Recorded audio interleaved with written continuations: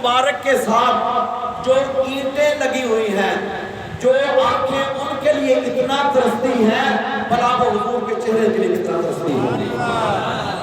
تو کیا یہ مومن کی کم خوشی ہے کہ جب قبر مبارک میں حضور کا دیدار ہو جائے گا اور پوچھنے والا پوچھے گا ماذا کنت تقول فی حق ھذا، ان کے بارے میں تیرا کیا عقیدہ ہے؟ مومن تو جواب دے گا ھذا سیدی رسول اللہ صلی اللہ علیہ وسلم، یہ میرے آقا و مولا ہے۔ تو کیونکہ اولیاء اللہ کو وصال والے دن قبر میں جا کر ظہری آنکھوں سے سرکار کا دیدار ہوتا ہے، اس وجہ سے اس کو عرس کہا جاتا ہے۔ یہ بہت بڑی خوشی ہے مومن کے لیے، مومن کے لیے بہت بڑی خوشی ہے کہ ظہری آنکھوں سے سرکار کے چہرہ انور کا دیدار ہو جائے۔ وہ چہرہ انور جس کے لیے آنکھیں ترستی ہیں، وہ چہرہ انور جن کے لیے بندہ اللہ پاک دعائیں کرتا ہے کہ ہو جائے دیدار نبی خواب نہیں کبھی۔ وہ آنکھیں، وہ آقا صلی اللہ علیہ وسلم کا چہرہ مبارک، تو عرس کو عرس ایک تو اس وجہ سے کہا جاتا ہے کہ اولیاء اللہ کو وصال والے دن قبر میں کہا جاتا ہے نم کنومت العروس، سو جا جیسے تم سوتی ہے۔ اور یہ کہنے والے کون ہوتے ہیں؟ وہی فرشتے جو سوال کرنے والے ہوتے ہیں، سوالوں کا تینوں سوالوں کا جواب دے دیا جاتا ہے، وہ اس کے بعد کہتے ہیں نم کنومت العروس، سو جا تو دلہن کی طرح۔ اس وجہ سے عرس کو عرس کہا جاتا ہے۔ یا دوسری وجہ کہ عرس کو عرس اس وجہ سے کہا جاتا ہے کہ اولیاء اللہ کو خواب میں حضور، کہ اولیاء اللہ کو قبر میں حضور کا دیدار ہو جاتا ہے۔ تو دیدار ہونا یہ مومن کے لیے بہت بڑی خوشی ہے، اس وجہ سے جو عرس کو عرس کہا جاتا ہے۔ تو آج ہم جس ہستی کے آستانہ عالیہ پر جمع ہوئے جمعہ شریف کے موقع پر، یاد رکھیے یہ وہ ہستی ہے کہ جن کے بارے میں یہ کہنا بالکل سچ ہے ہزاروں سال نرگس اپنی بے نوری پہ روتی ہے، ہزاروں سال نرگس اپنی بے نوری پہ روتی ہے، بڑی مشکل سے ہوتا ہے چمن میں دیدہ برپادا۔ حضور قبلہ عالم، حضور حضرت سید محبوب عالم اللہ رحمت اللہ علیہ، اللہ آپ کی ہستی مبارک وہ ہے کہ ایسی ہستیاں روز روز نہ ملاقات کے لیے ملتی ہے، نہ دیدار کے لیے ملتی ہے، نہ زیارت کے لیے ملتی ہے۔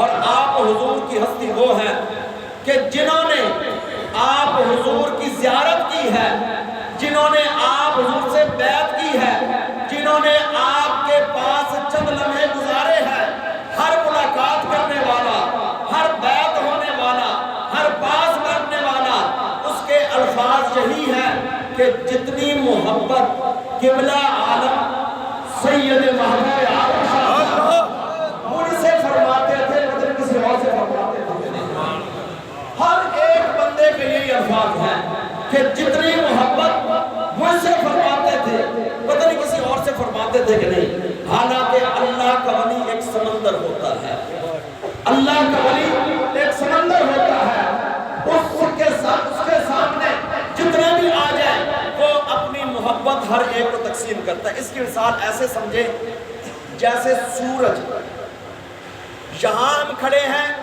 ہم کہتے ہیں کہ سورج تو ہمارے اوپر ہے، جو اس وقت لاہور میں کھڑے ہیں وہ کہتے ہیں سورج تو ہمارے اوپر ہے، جو کراچی میں ہیں وہ کہتے ہیں سورج تو ہمارے اوپر ہے، جو غیر ملک میں ہیں ان کے الفاظ سورج تو ہمارے اوپر ہے۔ سورج سے پوچھا جائے تو کہاں ہے؟ دیکھیے نا، ہر ایک کہتا ہے کہ یہ سورج تو میرے اوپر ہے۔ یاد رکھیے اولیاء اللہ بھی اسی طرح بلند مقام پر ہوتے ہیں، ان کا مقام اور مرتبہ بلند و بالا ہوتا ہے، جس طرح سورج کی بلندی ہے اولیاء اللہ کا مقام و مرتبہ بلند و بالا ہوتا ہے۔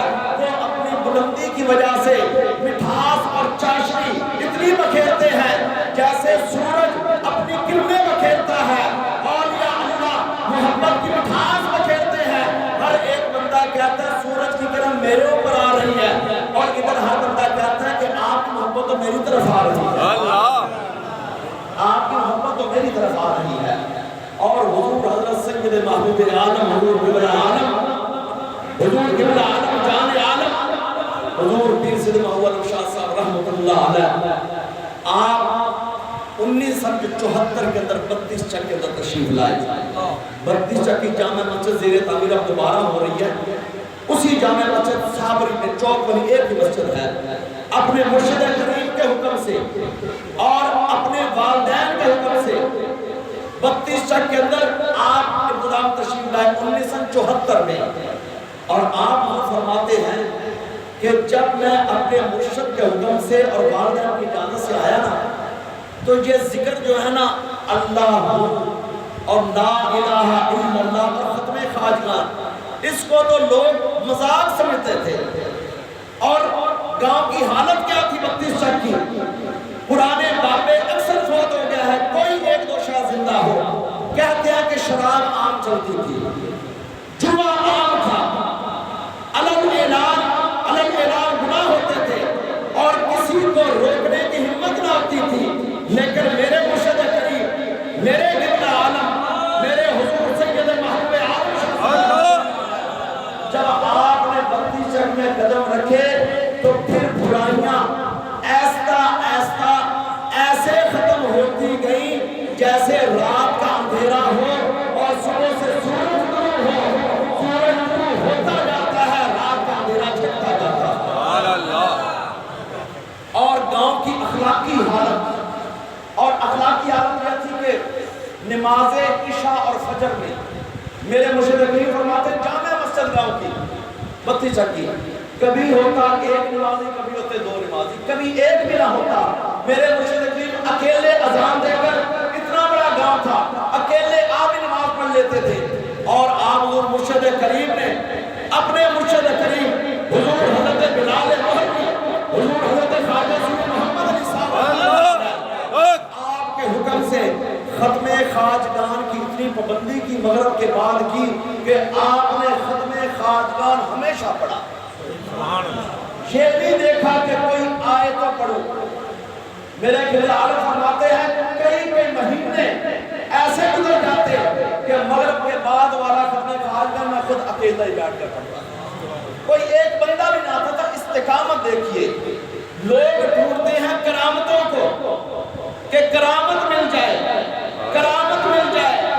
याद रखिए करामत भी रब की अता है, इस्तिकामत भी रब की अता है, लेकिन करामत का फायदा मखलूक को होता है, इस्तिकामत का फायदा अपनी जात को होता है। इसलिए करामतों के पीछे नहीं बनना चाहिए, इस्तिकामत देखनी चाहिए। इस्तिकामत क्या चीज है? मेरे मुर्शिद करीम की इस्तिकामत कि आप खत्मे खाजगान मगरिब के बाद वाला वजीफा और जिक्र जामे मस्जिद साबरी गांव में अकेले बैठ कर पढ़ते थे। आप फरमाते हैं कि एक दफा मेरे दिल में ख्याल आया, बड़ी देर हो गई ड्यूटी लगे हुए, लेकिन कोई संगी साथी आ नहीं रहे, कोई चल नहीं रहे। याद रखिए जितने भी दरबार शरीफ का खुलफा उज़्ज़ाम है, जरूर मगरिब के बाद वाला खत्मे खाजगान पढ़ा करें। बेशक अपने घर की बैठक में बैठ जाया करें, मस्जिद के कोने में बैठ जाया करें, और कोई शामिल नहीं होता तो बीवी बच्चों को बिठा लिया करें, लेकिन मगरिब के बाद वाला खत्मे खाजगान जरूर पढ़ा करें। इसलिए कि मगरिब के बाद वाला खत्मे खाजगान निचोड़ है, ये मलाई है, ये ऐसे कहें कि अर्ग है नबियों की दुआओं का और वलियों की दुआओं का। इसके अंदर कुरान और हदीस की दुआएं हैं सारी, और ये सारा वजीफा बहुत ही मजबूत वजीफा है। तो उस आप फरमाते मगरिब के बाद जब कोई संगी आता नहीं था, दिल के अंदर ख्याल आया कि इतनी देर हो गई, मगरिब के बाद जिक्र के लिए बैठते हैं, मस्जिद का दरवाजा खुला हुआ है, कोई भी नहीं आता। कहते हैं इशा के बाद जब अपने वक्त पर सो गया, मेरे मुर्शिद फरमाते हैं मुझे एक अल्लाह पाक ने ख्वाब दिखाया। ख्वाब क्या? रहनुमाई हो गई। आप फरमाते हैं कि ख्वाब ये देखा कि एक खेत है, बहुत बड़ा खेत, एक पन्ना उधर है, एक पन्ना उधर है। मेरे मुर्शिद करीम आप फरमाते हैं कि एक पन्ने पर मैं बैठा हूं अकेला, एक पन्ने पर एक अजनबी, कोई अनजान, मैं उसको नहीं जानता कौन है, اس کے ہاتھ میں سگریٹ، اور اس نے سگریٹ کا جو کش لگایا خواب میں، اور اس نے ہوا کے اندر دھواں بکھیرا ایسے کر دیا۔ میرے مرشد کہتے ہیں حالانکہ میں خواب میں بڑے فاصلے پر بیٹھا تھا، لیکن اس کے دھویں کی بدبو میں نے محسوس کی خواب میں کہ یار یہ عجیب بندہ ہے کہ ادھر بیٹھ کر یہ ایسے اللہ سگریٹ پی رہا ہے اور اس کا دھویں کی بدبو آ رہی ہے۔ کہتے ہیں خواب میں نے اس کے سگریٹ کے دھویں کی بدبو محسوس کی اور مجھے غیب سے آواز آئی۔ آواز کیا آئی؟ آواز یا محبوب شاہ اگر اس کے سگریٹ کے دھویں کی بدبو تجھ تک پہنچ سکتی ہے نا تو بھی پریشان نہ ہو، تیرے ذکر کی خوشبو دنیا میں پھیل جائے گی۔ اللہ تیرے ذکر کی خوشبو بھی دنیا میں پھیل جائے گی۔ میرے مرشد فرماتے ہیں یہ میرا خواب آنا تھا، اس کے بعد میں پریشان نہیں ہوا۔ کوئی سنگی ذکر میں شامل ہو نہ ہو، مجمع چھوٹا ہو مجمع بڑا ہو، کون سی مجبوری ہو، لیکن میرے مرشد کریم نے اپنا ذکر کا معمول ذکر جاری کیا۔ اور پھر آپ میرے مرشد کریم رحمت اللہ علیہ کی ہستی مبارک وہ ہے، عام طور پر بندہ عبادت کرے تو اللہ کی مخلوق کے ساتھ بندہ ملتا نہیں ہے، اگر مخلوق کے ساتھ ملے تو پھر بندے کی کئی باتیں نفلی رہ جاتی ہیں، ہوتا ہے یہ۔ لیکن میرے مرشد کریم وہ تھے کہ جن کی عبادت کی مثال بھی آپ، مخلوق کے ساتھ میل جوڑ کی مثال بھی آپ۔ یہ کبھی نہیں ہوا کہ میرے مرشد کریم کے دروازے پر کوئی آیا ہو اور آ کر اس نے یہ شکوہ کیا ہو کہ میں تو آپ کے ساتھ ملنے گیا تھا، آپ تو ملے نہیں۔ عبادت میں آپ کی مثال آپ، لوگ پڑھتے ہیں 5 نمازیں، میرے مرشد کریم 5 تو 5 نہیں، تہجد،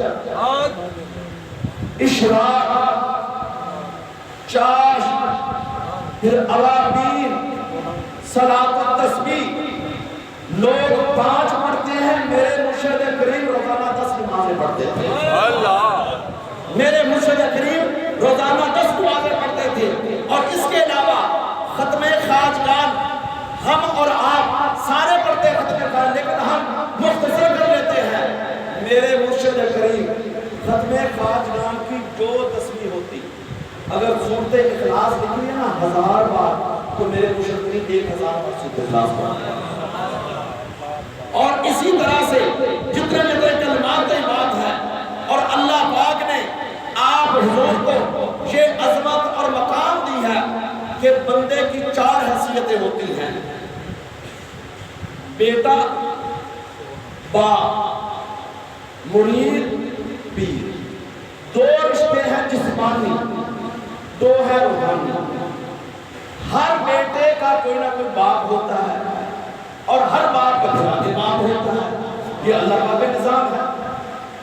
ہر مرید کا کوئی پیر ہوتا ہے، پھر ہر پیر کا بھی آگے پیر ہوتا ہے، یہ پکا نظام ہے دنیا کا۔ 2 رشتے جسمانی ہیں، 2 رشتے روحانی ہیں۔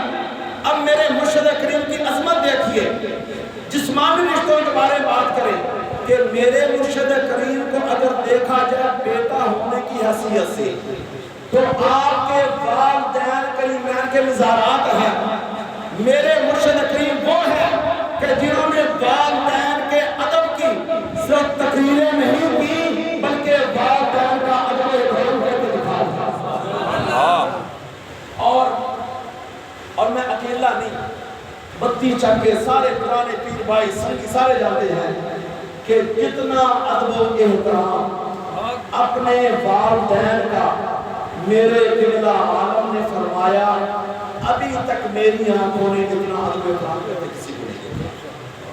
زندگی تو زندگی رہی، جب والدین دنیا سے کوچ بھی کر گئے، میرے مرشد نے نہ زندگی میں اپنے والدین کو کبھی پشت کی اور نہ ان کے کبھی مزارات کو پشت کی۔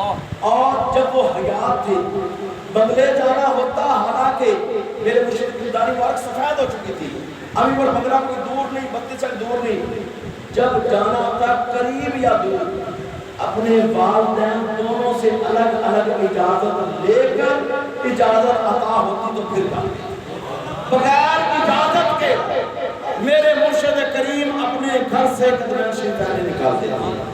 اور مسالے تو بہت لیکن وقت بہت کم ہے، اور اگر ہم ساری اولاد اگر ہم دیکھیں باپ ہونے کی حیثیت سے تو میرے مرشد کریم جیسا شفیق باپ میں نے دنیا میں کوئی نہیں دیکھا، شفیق و مہربان باپ کا نہیں دیکھا۔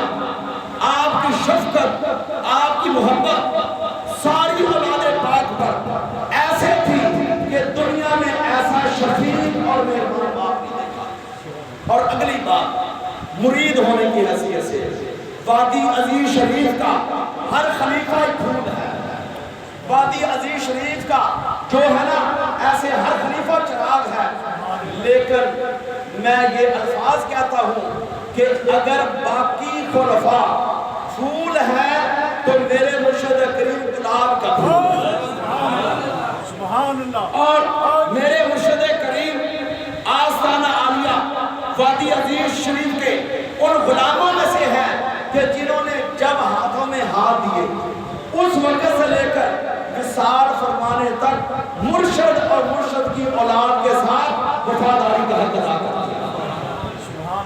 اپنے مرشد خانے وادی عزیز شریف کا ادب، احترام، محبت، اور تو اور وادی عزیز شریف کے خادموں سے بھی محبت، وادی عزیز شریف کی نسبت رکھنے والی ہر چیز سے محبت۔ اور آپ کو ایک واقعہ سنا دوں کہ آپ فرماتے ہیں کہ ایک دفعہ قبلہ عالم کے دور میں خواجہ صوفی محمد رسال کے دور میں مجھے فرمایا پیر زبیر صاحب ملالی چھوٹے تھے، آپ نے فرمایا پیر زبیر صاحب نے فرمایا کہ مکھی اتارنا ہے، شہد اتارنا ہے۔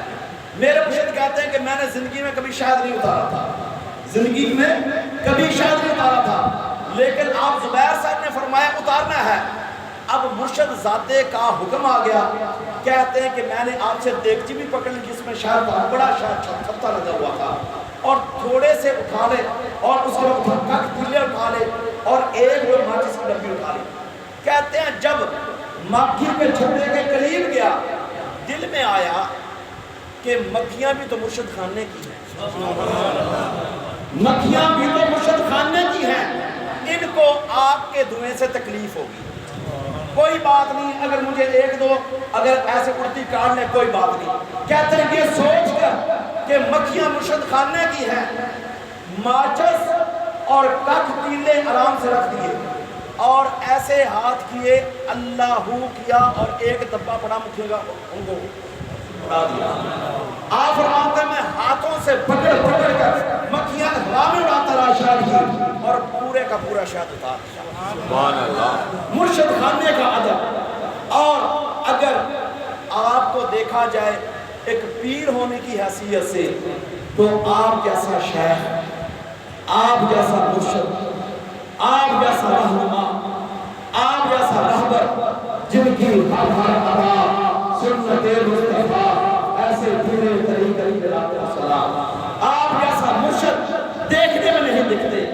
اور میرے حضور مرشد کریم اپنے خدام اور اپنے مریدین کی اتنی پیار سے رہنمائی فرماتے تھے کہ سنگی کو سیدھا رستہ بھی مل جاتا تھا اور سنگی کا دل بھی نہیں ٹوٹتا تھا۔ اللہ، میرے مرشد کریم ہر سنگی کی رہنمائی ایسے کرتے تھے کہ سنگی کا رہنمائی بھی ہو جاتی تھی، کبھی اس کو سیدھا رستہ بھی مل جاتا تھا اور کبھی اس کا دل بھی نہیں ٹوٹتا تھا۔ تو ایسی ہستیاں اور ایسی ہستیاں آج ہم الحمدللہ کے مزار پاک پر جمع ہیں۔ اللہ پاک سے دعا ہے کہ اللہ پاک آپ حضور کا فیضان لنگر پاک کے جاری ساری رکھے، اللہ پاک آستان خالی کے ساتھ باتیں خیر فرمائے۔ وآخر دعوانا سنتے دعوت